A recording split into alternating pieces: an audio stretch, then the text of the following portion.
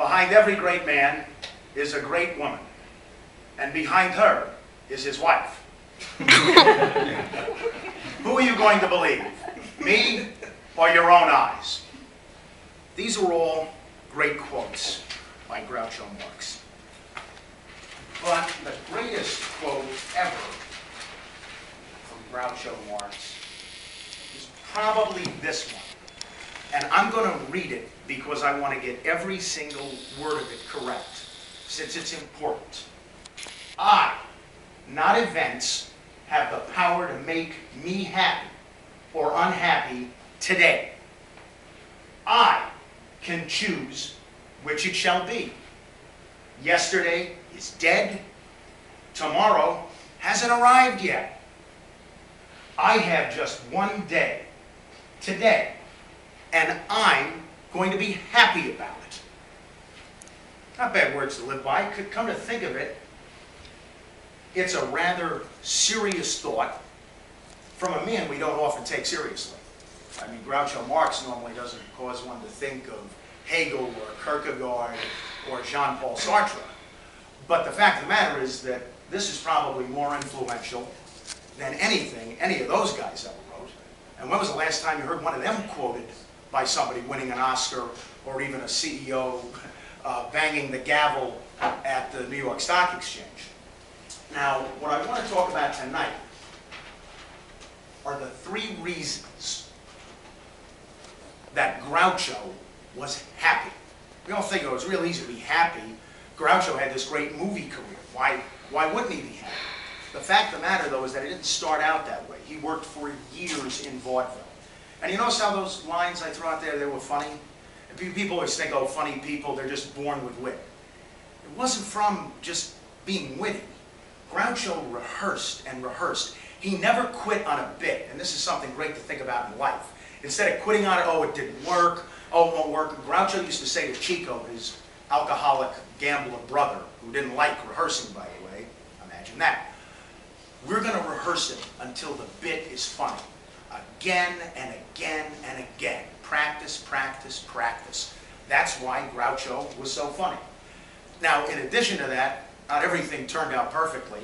Groucho tried real hard at getting married. He tried 3 times. All 3 ended in divorce. But it's interesting and a testament to his character that he was an individual who wasn't going to quit. He was going to try again, again, and again. Now, there was another reason that Groucho was happy. Groucho was young at heart. 1970, all right, he's 80 years old.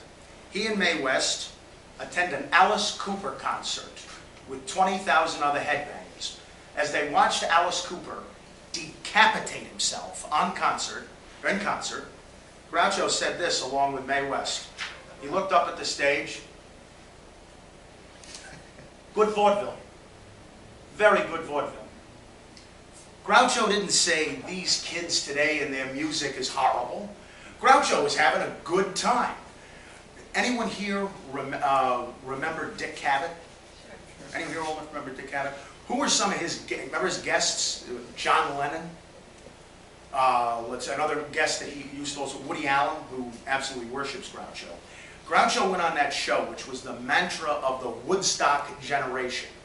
And he killed. Everybody loved him. Dick Cavett became his pen pal. And this was coming from a man who was born between the 2 Grover-Cleveland administrations. I mean, how many of you at the age of 80, and let's hope we all manage to make it there, would still have the same interest in contemporary music? I mean, this was the tie-dye set, and Groucho's throwing off one-liners, and they all ate it up. And movies like Duck Soup became extremely well-known and just attracted an enormous following of fans among people in the 60s generation. The man was young at heart. That's why he had such a great attitude. Finally, Groucho was very well read. One of his pen pals was a gentleman by the name of T.S. Eliot.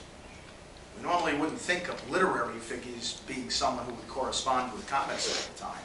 But lo and behold, T.S. Eliot was one of his contemporaries.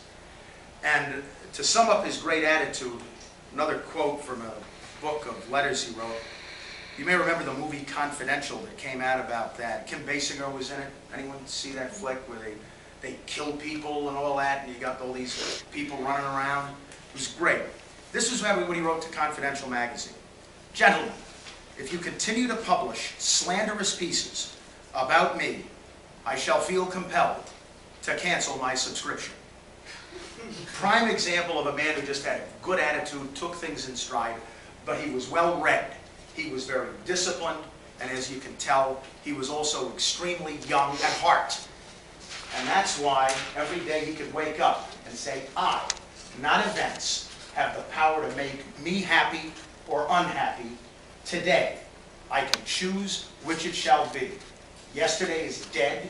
Tomorrow hasn't arrived yet. I have just one day today, and I'm going to be happy about it.